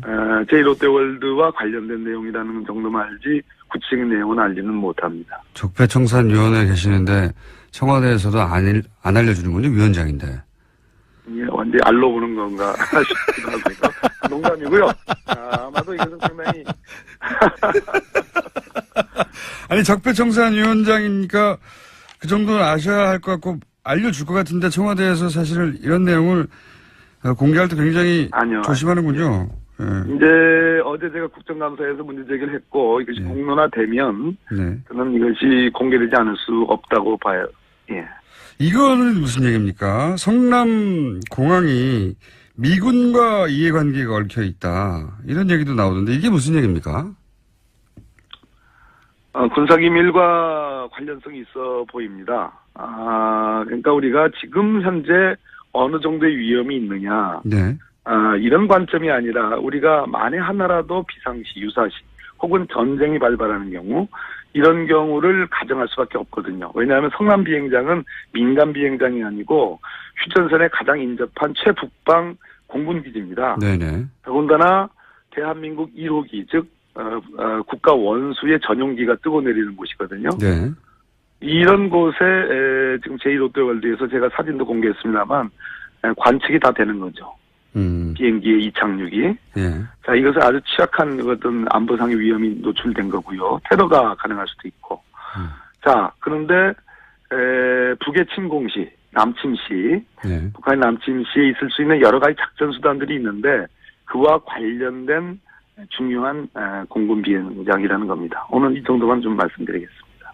뭔가 더. 그럼에도 불구하고 그러한 안보적 요소들이 고려되지 않았다. 기업의 이익을 위해서. 이 지점이 중요하다고 봅니다. 기업의 이익을 위해서 사실 그 보수 정권은 기업 논리 위에 오히려 과도하게 안보 논리를 내세워서 문제가 되는 경우를 봤어도 거꾸로 안보를 포기하고 특정 기업을 편들어주고 편의를 봐주는 케이스는 이 정도로까지 드문 케이스 아닙니까 이게. 그래서 제가 반역적인 행위라는 말씀을 드립니다. 심지어 이 롯데그룹의 그 참 오랜 동안에 국민의 미간을 찌푸리게 했던 형제인한 또 롯데그룹의 지배관계, 소유 지배관계를 보면 한국 롯데와 일본 롯데의 관계들 이런 걸 보면 참 여러 가지 개탄스러운 부분이라고 보여집니다. 작년에 롯데 물산이었던가요? 물산 사장이 출국 금지가 된 적이 있습니다. 그렇습니다. 기준이라는 시행사죠. 네, 롯데월드 지었던 것이죠. 건설한 시행사입니다. 예. 그래서 박근혜 정부가 이 제2롯데월드 관련해서 과거 이런 문제들을 한번 수사하려고 했던 것인가 싶었는데 이게 그냥 덮였어요. 이게 왜 더 진행이 되지 않았을까요? 박근혜 정부 4년 동안 이런 속설들이 있었습니다. 이제 소문으로 무성했죠. 그러니까 박근혜 정부가 정부 차원에서 국민으로부터 인기가 떨어질 때 또는 정부의 신뢰성이 손상이 가고 뭐 이런저런 그럴 때 이명박 전 대통령 정부의 여러 가지 비리 의혹이나 문제점들을 파헤칠 것이다라는 그런 소문들이 꽤 오랫동안 지속이 되어 왔습니다. 아시죠? 네네, 그런 얘기 있었죠. 그런데 반대로 또 소문 중에는 또 이명박 정부 쪽에서 제가 이명박 대통령이라고 얘기하지 않습니다. 정부 쪽에서 또 반격 카드가 있다라는 등등 그런 소문들이 여기저기 있었거든요. 오랫동안 있어왔죠, 그런 얘기가. 있어왔습니다. 그런 측면에서 저는 그 장경작이라고 사실 롯데 이 한국 롯데 일종의 총수 비슷한 총괄사장, 총괄사장이죠. 그리고 기준 아까 말씀하신 롯데물산의 사장이죠. 출국 금지가 됐었는데 그것이 이 제2롯데월드와 관계된 거 아니냐라는 보도들이 꽤 있었는데 검찰은 현재까지도 확인을 해주지 않고 있습니다. 그렇군요. 그러니까 이전 정권과 박근혜 정권, 이명박 정부와 박근혜 정부 사이에 그렇게 뭐랄까요, 서로 기싸움하고 그러는 와중에 벌어진 일이지 실제 수사 의지가 있었겠는가 이렇게 볼 수도 있겠군요. 네. 예, 그렇습니다. 네. 그런데 의원님 다스는 누구 겁니까? 예, 다스에 대해서 제일 잘 아시는 분이 우리 김어준 총수 아니실까요? 제가 그때 그 파파이스 나가서 다스의 90억 자금 흐름도를 제가 그때 설명드렸죠. 네, 굉장히 복잡한 자금 나왔습니다. 예, 돌고 돌아서 마프 뭐 이렇게 등등 해가지고 결국은 이명박 전 대통령 거쳐서 EBK로 이렇게 꽂히는 그 자금 흐름은 미국 소송에서 미국 법원에 의해서 확인된 거기 때문에 예. 그 지점을 주목할 필요가 있다고 보여집니다. 이렇게 말씀하시면 처음 듣는 분들은 잘 모르실 것 같고 한마디로 말하면 이제 BBK에 들어갔던 자금이 결국은 주가 조작에도 이용된 정황, 예, 흐름이 쫙 있지 않느냐 그런 도표를 보여주셨는데 그게 미국 법원에서 나온 흐름이다. 예, 예 그런 말씀이신 거죠. 네, 그래서 다스는 누구 겁니까? 자, 노력하십시다요. 노력하십시다. 지금 연결한 김에 이거 좀 여쭤볼게요. 이명박 정부 시절 인사들은 그러면 지금 야당도 그럽니다만 가장 큰 반발은 이명박 전 대통령 측근들 쪽에서 나오는 것 같습니다. 이게 정치보복이라고 주장하거든요. 이런 일련의 국정원 관련해서 문서들이 나오고 하는 어떻게 보십니까? 정치보복이라는 주장에 대해서는? 한마디로 참 일수에 붙일 얘기인데요. 스스로 너무나 다 알 거라고 생각을 하고요. 하나하나 나오는 것마다 다 범죄 행위를 구성하고 있고 궁극적으로는 국가기관을 총동원해서 여론조작을 해서 결국 박근혜 정권이라는 쌍둥이 정권을 탄생시키는 거라고 보여지거든요. 그런 측면에서 지금 박근혜 국정농단과 무관할 수 없다. 그렇기 때문에 정치보복이라는 주장은 결국은 저는 뭐 말이 안 된다 이렇게 생각합니다. 지금 나오는 사안들 관련해서 결국 이명박 전 대통령이 검찰의 포토라인에 쓰긴 설까요? 어떻게 전망하십니까? 피고발인으로 지금 박원순 시장을 포함해서 여러분들이 네. 김미화 씨, 또 문성근 씨 이런 분들, 저 블랙리스트에 관련된 분들의 어떤 고발, 그리고 최성 시장의 고발 네. 등등이 있기 때문에 검찰의 수사를 피할 수는 없다고 보여지고요. 네. 포토라인에 쓰는 것은 조금 더 기초조사를 좀 봐야 되는데요. 1차 관건은 김관진 네. 안보실장이라고 보여지고요. 근데 약간의 먹구름이 좀 있습니다. 간밤에 추명호, 네네. 예, 추선이 추추 라인이 영장이 각각 기각이 됐거든요. 저희가 이정열 부장판사하고도 잠깐 얘기했는데 또 판사님 출신이시니까 이 사안에 대해서 간단하게 논평하시면요. 1분밖에 안 남았는데. 예, 먹구름이 꼈는데요. 네. 적어도 우병우와 관련된 듯한 예. 추선이 영장 기각은 손발을 이제 뭐 그렇게 해도 괜찮다. 그건 뭐 어쨌든 그것도 문제지만 우병우와 관련된 거는 다 조목조목 기각되는 걸로 봐서는 지금까지 그랬습니다. 확실하게 무슨 가이드라인이 있는 거 아닌가 하는. 그래서 오늘 서울중앙지법 국정감사를 하는데 한번 따져볼 생각입니다. 의원님도 우병우 라인이 이때까지 계속해서 기각되거나 빠져나간 그 연장선상에서 이 기각을 보시는 거군요. 예. 지금 명확한 흐름들이 드러나고 있다고 저는 보여집니다. 그렇군요. 자, 의원님 다음에 뉴스룸과 뉴스공장이 동시에 섭외가 올 때 뉴스룸에 제발 한 번만이라도 뉴스공장 일단 나간 다음에 나갈게요. 이렇게 말 좀 해주세요. 분명합니다. 예. 동시에 오지 않았고요. 선우가 분명합니다. 감사합니다. 사람이겠습니까? 네. 네. 좋은 하루 되시오. 감사합니다. 지금까지 적폐청산위원장 박범기 의원이었습니다. 그게 그 출당의 절차가 어떻게 되죠? 박근혜 대통령 출당은 간단합니다. 이제 현역 의원보다 더 간단해요. 전직 대통령이지만. 예. 그래서 윤리위에서 나가라 그럼 나가야 돼요. 결정을 하면. 윤리위에서 나가라고 아직 결정이 안 됐죠. 아직 안 됐죠. 그리고 저희들이 있을 때 네. 어떤 만행이 있었냐면 윤리위에서 결정을 하려고 했어요. 예. 내보내려고 그랬어요. 근데 윤리위에 그 신임위원을 7명을 최고위원회에서 뽑아 넣었어요. 예. 그걸 막기 위해서. 그런 식으로 막았었죠. 이번에 그렇게 막지 못할 거고. 여하간 윤리위에서 출당 결정을 하면 그걸 끝입니까? 그걸로 끝입니다. 그래서 간단하네요. 박근혜 대통령 출당은 홍준표 대표가 마음먹으면 언제든지 할 수 있는데. 언제든지 할 수 있고 그 정도는 해야 됩니다. 지금 근데 출당을 저희들이 시도한 지 사실 저희들이 시도했거든요. 시도한 지 지금 거의 10개월이 지났는데 출당이 안 되고 있는 정당이라는 거죠, 정당이. 아니, 그런 정당하고 뭔 이제 통합을 이야기를 하냐. 출당 자체가 쉽지 않을 것이다. 지금 저렇게 나오고 출당 있고. 가능하다고 생각되는데 예. 아마 박출당 하나만으로 9명 데려오려고 그래서 박출당의 값어치를 굉장히 높이려고 하는 전략을 쓰지 않을까. 그건 그런 거 아무것도 같습니다. 아닌데. 예. 그건 정치적으로 이미 사망한 정치인인데, 어쨌든 출당이 이렇게 어렵다고 계속 끌다가 나중에 이거 하나로 만족하고 나머지 와라. 라고 하는 전략인 것 같다고 이제. 그렇죠. 아, 이게 엄청나게 큰 개혁이었다. 우리. 예. 뭐 이런 식으로 광고하려고 지금 뭐 준비하고 있는 거 근데 아닐까. 결국 하긴 할 거다.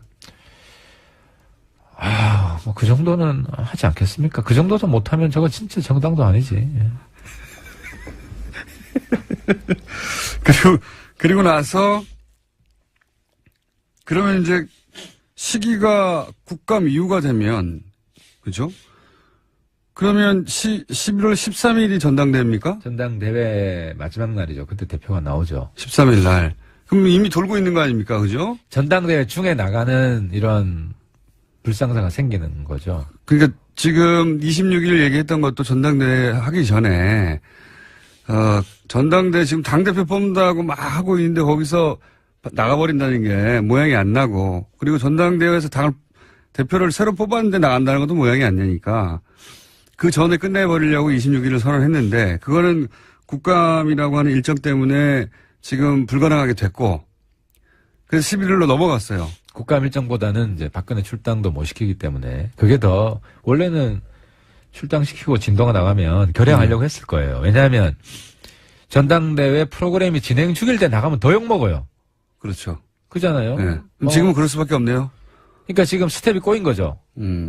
박근혜 출당도 못 시키고 저쪽에서 진도가 전혀 안 나가기 때문에. 저기서는 이제 또 박근혜 전 대통령이 이렇게 피해자 코스프레를 하고 있는데 이 상황에서 출당시켰다가는 대우 경북의 분위기도 안 좋고 그럴 테니까 주춤하는 것도 있는 것 같아요. 조원진당이 커질 수 있다고 생각하겠죠. 조원진당이 커질 수도 있다. 아, 또 그런 변수도 있군요. 아하. 이게 쉽지는 않네요. 그죠? 집단 탈당이. 그렇습니다. 이제 애초부터 최소한 나올 때, 우리가 그때 이제 친박 팔적 청산하면은 하겠다 그랬어요. 그때 바른정당 초기에. 지금은 상황에 맞게 저는 그것도 안 된다고 생각을 하지만, 저 개인은. 뭐, 당내 의원들 지지를 받으려면, 그 정도는 뭐 해야지. 사실은 김무성 전 대표가 탈당할 때, 가장 강하게 지금의 자유한국당을 비판하고 나왔어요. 그때 뭐, 당사고 뭐고 다, 돈도 다 군사장군 시절에 했던 거 아니냐. 자유한국당 쪽에서는 절대 나오지 않았던 얘기죠. 수십 년간. 그 얘기까지 하고 강하게 얘기하고 나왔는데 다시 돌아간다는 거니까 명분은 별로 중요한 게 아닌 것 같아요. 실제로는. 김무성 대표한테는. 아니, 김무성 대표 입장에서 명분이 중요하죠. 왜냐하면 김무성 대표 논리는 네. 지금 문재인으로 나라 망친다. 이게 그런 명분이 앞에 내세워져 있긴 하나 그렇죠. 실제로는 그 명분은 별로 중요한 게 뭐든 갖다 붙일 수 있을 겁니다. 근데 돌아가야 그 지점이 이해가 안 되는 거예요. 김무성 대표가 자기는 마지막이다. 네. 마지막이다. 그러면 좀 모양 나게 이렇게 가는 걸 본인이 하지 않으면 제가 그래서 낙동강 오리알 된다. 이런 식으로 가면은 박근혜 출당 하나만 가지고 가면은 그래서 저는 김무성 대표가 좀 총기가 빠졌다. 지금은. 너무 전략 짜는 것도 엉성하고, 또 본인이 내뱉은 26일까지 뭐 하겠다는 것도 당장 본인 스텝이 꼬인 거 아닙니까? 그래서 김무성 대표가 좀 나서기는 상당히 지금 어려운 상황이 된 게 아닌가, 이렇게 봅니다. 자, 그래서 지금으로서는 숫자도 10명이 넘어갈 것 같지 않고, 시기도 확정하기 어렵고, 어쨌든 전당대회 시작된 이후에, 탈당이 돼도 될 텐데 만만치 않을 것이다. 이렇게 전망하시는 거고요. 한편으로는 고소하다 이렇게. 아니, 그거보다 이제 저희는 이제 전화위복의 계기로 좀 삼아야 되겠다. 그리고 다시 또 주저앉을 수도 있을까요? 이 많은 사람들이, 9명이나 되는 사람들이. 안 가고 예. 그렇게 설득을 해봐야죠. 저도 여전히 가능성이 있다고 보십니까? 저도 좀 넓은 마음으로 예.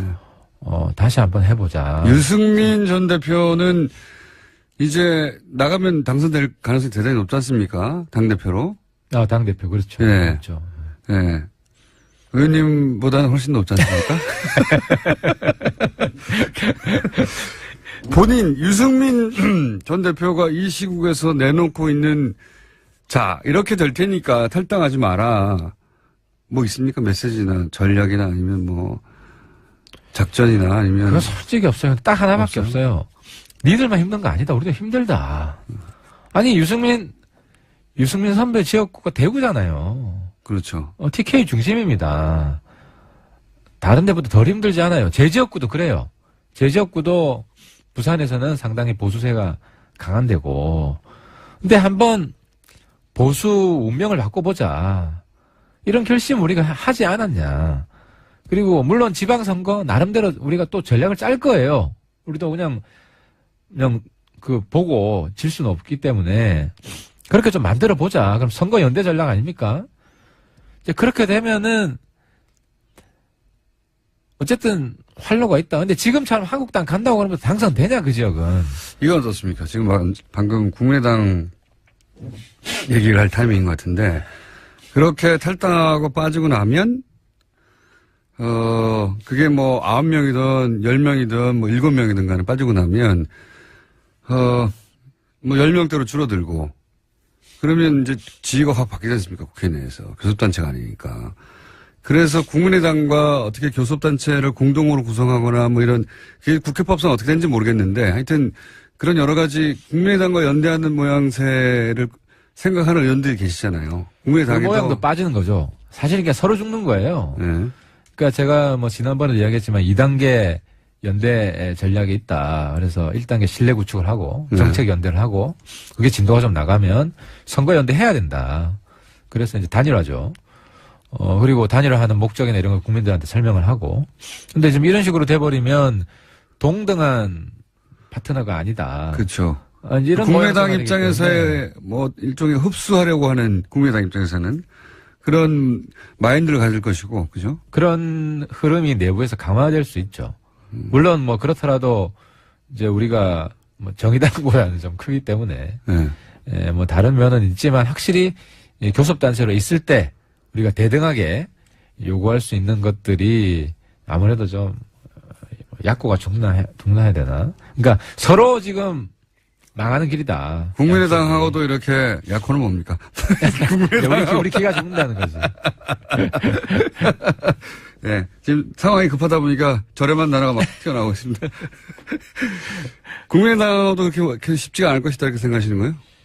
국민의당하고 연대는 해야 됩니다. 안철수 소위 개와 국민의당의 자강파가 연결고리가 생길 것이다 이런 전망이 있잖아요. 지금도 연대를 하고 있고. 예. 지금 무슨 포럼 정도 하는 거죠. 통합 포럼에서 총 24분이 거기서 매주 모여가지고. 네, 거기는 이제 인사하는 거고요, 그냥. 그래도 정책적인 뭐 합의해서 공동 정책도 밥 먹는 거고요, 그냥. 발표를 하고. 지금 실제로. 실제로는 저기서 우리 같이 연대하자는 강력한 사인이 오죠. 왜냐하면 거기서도 지방선거 후보 못 내는 곳이 부지기수예요. 호남 말고는 제대로 된 후보를 낼 수가 없어요. 근데 우리는 그러면서 보완제가 되는 거죠. 호남에는 우리가 후보를 잘 못 내도 다른 지역에는 어쨌든 후보 낼 여력이 된단 말이죠. 해당 지역 국회의원이 다 있잖아요. 최소한 한 명은. 그래서 지방선거는 서로 연대로 보완이 된다. 보완이 된다. 충분히 서로가 필요하다. 때문에 문제는 국민들이 볼 때 저게 선거 이기기 위한 공학적인 연대다. 이게 아니라 우리나라 정치를 발전시키기 위해서 개혁을 하기 위해서 저 두 집단은 반드시 힘을 합쳐야 된다. 이런 명분을 쌓아가는 게 지금 중요한데. 필요한 시기예요. 근데 지금 뭐 그런 명분 쌓을 틈이 없잖아요. 지금 우리 내부에서 이런 소란으로. 원래 국감 전략 얘기하려고 그랬는데 뭐 국감도 잘 안 되고 지금 자강 국감 전략이 딴 게 없어요. 우리는 출석 제대로 하는 게 국감 전략입니다. 출석 때 도장 찍는 게. 그러니까 바깥에서 무슨 일이 생기면 그거 뛰어가야 되잖아. 당내 문제로. 그래서 어제도 한국당 비판했죠. 모양은. 한국당 국감 거부하지 마라. 우리는 정말 하고 싶다. 근데 못하는 수도 생기는데 하고 싶은데.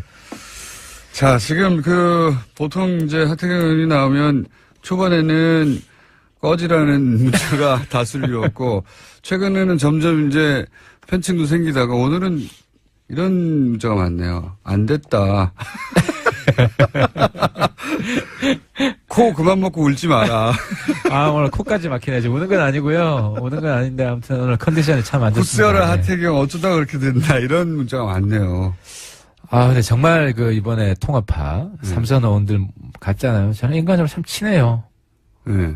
김영태 의원, 김영원, 황영철 의원도 그렇고 네. 참 친한 분들인데 어제도 지금 만나가지고 서로 노선이 다르니까 어떻게 하겠습니까? 정치는 뭐 그럴 그렇죠. 수밖에 사적인 없는데. 존재가 아니라 네. 술자리에서는 정말 인간적으로 대할 텐데 공적인 회의에서는 서로 또 비난해야 되잖아요. 반론할 수밖에. 어제 그랬어요. 네.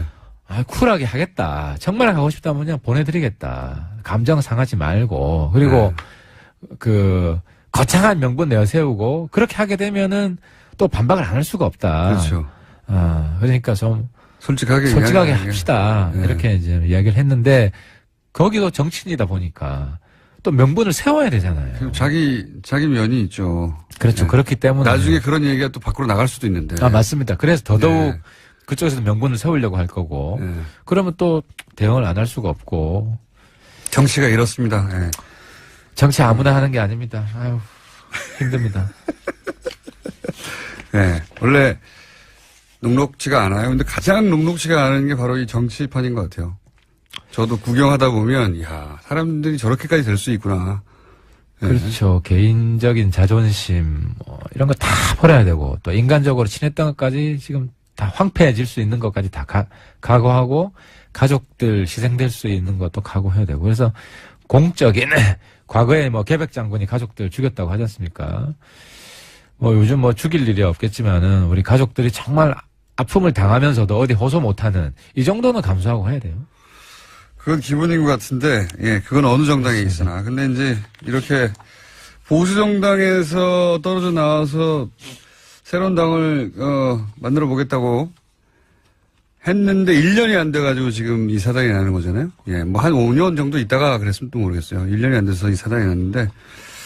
그러니까 떨어질 각오하면 못할 게 없다. 저는 동료 의원님들한테 다들 젊은 분이에요. 그냥 떨어졌다 생각하고 그냥 가자. 이런 이야기를 지금 호소드리고 있습니다. 이번 주는 하태경 의원님의 코가 화두였습니다. 문자에서는. 자, 진솔한 얘기였습니다. 아주 오늘은 전략이나 이런 얘기가 아니라 힘들다. 친한 사람들인데 어렵지 않겠는가 탈당이 생각만큼 쉽지 않을 것이다. 희망사항입니다. 본인의 바람도 거기 섞여 있는 맞습니다. 거죠. 주관적인 사항도 들어있습니다. 여기까지 하겠습니다. 바른정당의 하태경 최고위원이었습니다. 감사합니다. 감사합니다. 국민의당 박지원 전 대표 나오셨습니다. 안녕하십니까? 안녕하세요. 네. 이 저희가 불법 방송에 합법 출연하고 있습니다.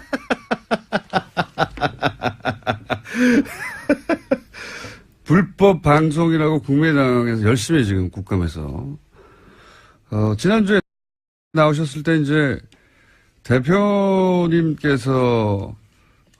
시사 방송을 하도록 만들어 주었다라고 말씀하셨지 않습니까? 그렇습니다. 예. 국민의당에서 컨센서스가 그 부분에 대해서 안 이루어졌나 봅니다. 그 사실을 잘 모르고 있고 또 제가 지난주 처음으로 얘기를 했습니다마는 우리 국민의당에서 문제 제기를 하는 것에 대해서 어제 우리 김어준 총수 앵커께서 불법이 아니라 차라리 나를 욕해라. 아니, 이 말에 답이 있습니다. 불법은 아니에요. 불법은 아닌데 김어준 총수의 불공정 진행에 대해서 얘기하는 것 같아요. 아니 그러면 처음부터 김어준이 마음에 안 드니 김어준을 잘라 이렇게 해야 되는 거 아닙니까? 아니, 글쎄. 치사하게 그 TBS를 다, 아니, TBS가 무슨 잘못을 했다고. 그러니까 지금 보면은, 예. 교통방송 허가 중에 요즘 바른정당이 핫합니다. 하태경 최고위원 나오셨습니다. 예, 안녕하세요. 하태경입니다. 요즘 마음이 좀 착잡합니다, 계속. 추우십니까? 핫해 좀 하기 싫습니다. 콜드한 상태. 아무래도 이제 동료원들, 인간적으로 굉장히 친한 사람들이에요. 우리가 그 어려운 탄핵 기간 뚫고, 함께 이제 개혁하자고, 나라 한번 살려보자고 나왔는데, 이제 막상 서로 서로 비판하게 된 거 아니에요. 서로. 그래서 아무튼 마음이, 굉장히 좀 안 좋습니다. 그러니까 이게 이제 작은 덩치의 무리가 큰 덩치를 상대로 싸울 때 서로 이제 굉장히 결속력이 강해지기 마련인데, 그러다가 다시 갈라지게 된 거 아닙니까, 이게?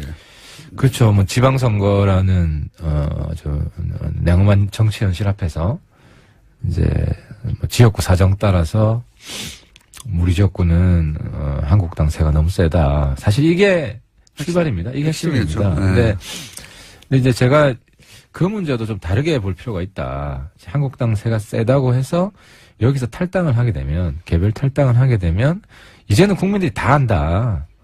안 찍어준다는 거죠. 그런 식으로 나가서 지방선거 함께 하겠다는 거는. 그래서, 지금 막판 선거 때문에 당을 옮긴다. 이게 과연 오히려 역풍이 불 가능성이 많지 않을까. 또 이 부분도 좀 우리 소위 말하는 통합파 의원들께서 좀 심각하게 좀 고민해야 될 지점 아닌가 싶습니다. 그런 고민은 이미 다 하지 않았을까요?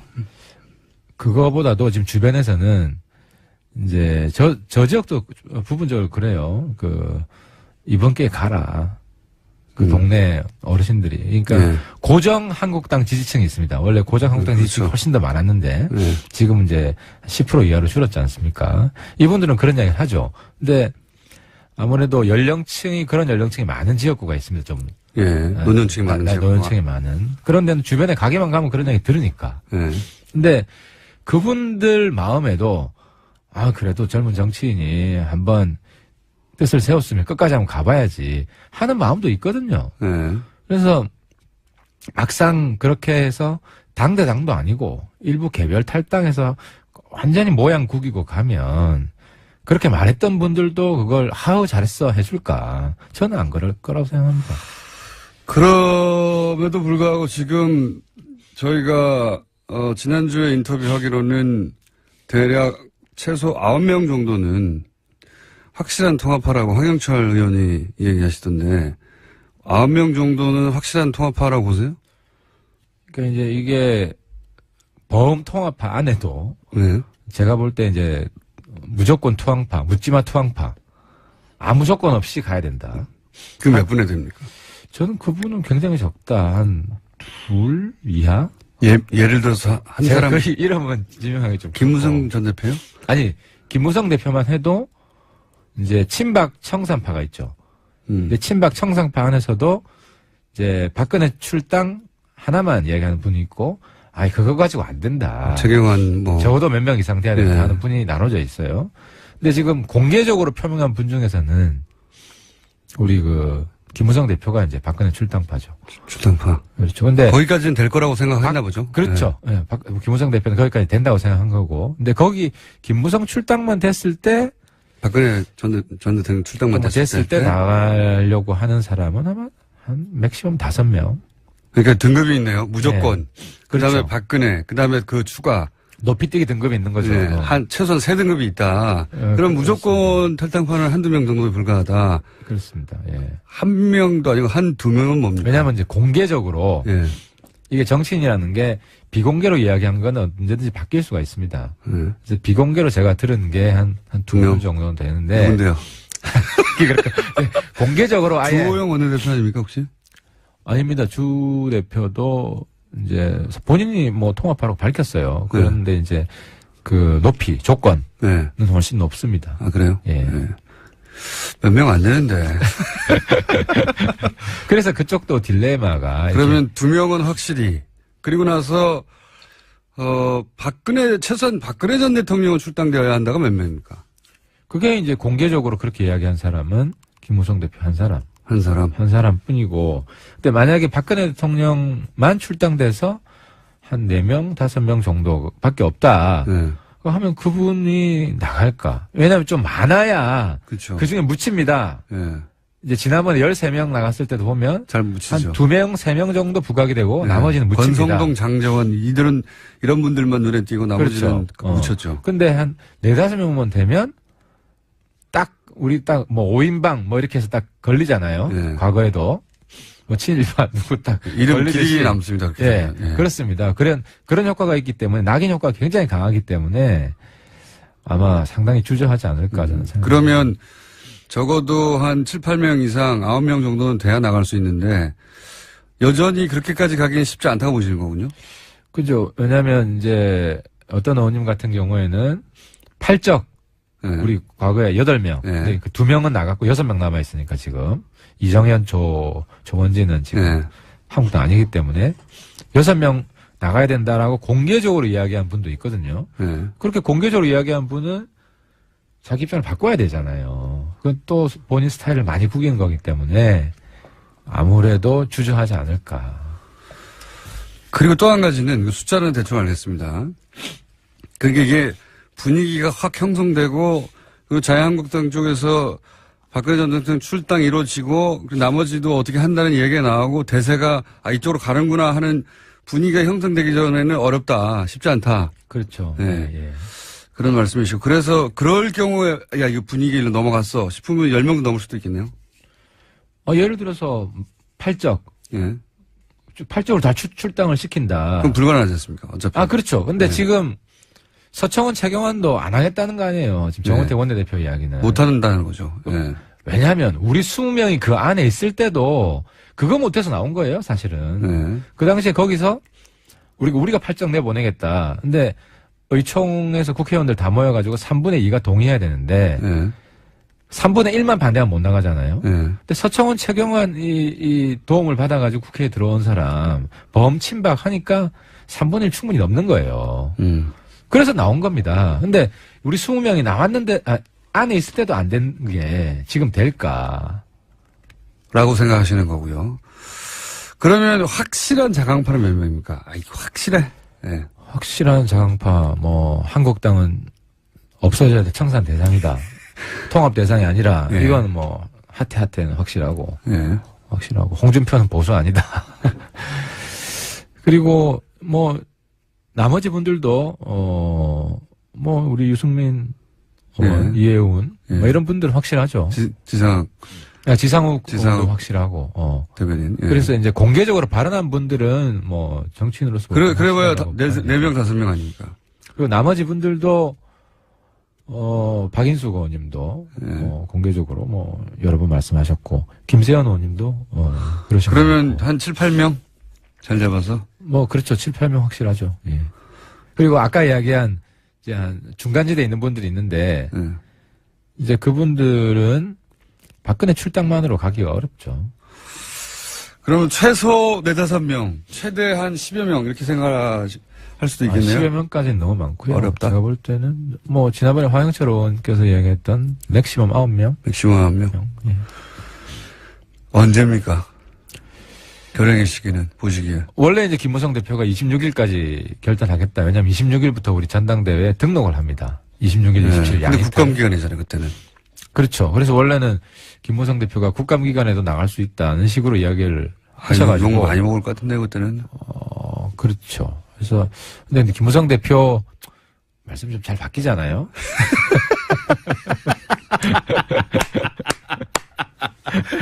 바뀌었나요? 그래서 어제, 우리 이제 통합파 삼선들, 예. 국감기간에는 그건 진짜 모양 안 나죠. 할당 이야기 하지 않겠다. 네, 모양 안 근데 나죠. 사실 속사정이 있어요. 왜냐면, 할 수가 없지. 박근혜 출당도 못 시키는데. 그잖아요. 출당을 못하는 것은 지금 어제 박근혜 전 대통령이 법정에서 나름의 이제 그 입장 표명을 했지 않습니까? 그 입장 표명하고도 상관이 있는 겁니까? 그러니까 박근혜 대통령이 지금 예. 옥중 정치를 시작한 것 같아요. 예. 나를 죽여라 이렇게 나온 거 아닙니까? 예. 그렇죠. 예. 그래서 우리 옥중 정치는 과거 이제 운동권 민주당에 많죠. 예. 그분들이 뭐 항소 이유서도 아주 멋있게 쓰고 뭐 여러 가지 재판 거부도 하고 저도 뭐 재판 거부도 해봤어요. 근데 이제 그게 이제 바깥으로 메시지를 보내는 거고 특히 한국당 안에 있는 친박들한테 니들 너무 야속하다. 저렇게 날 쫓아내겠다고 그러는데 뭐 하냐. 이런 신호를 보낸 거죠. 그래서 한국당 내 친박들이 좀 움직일 거라고 저는 생각을 하고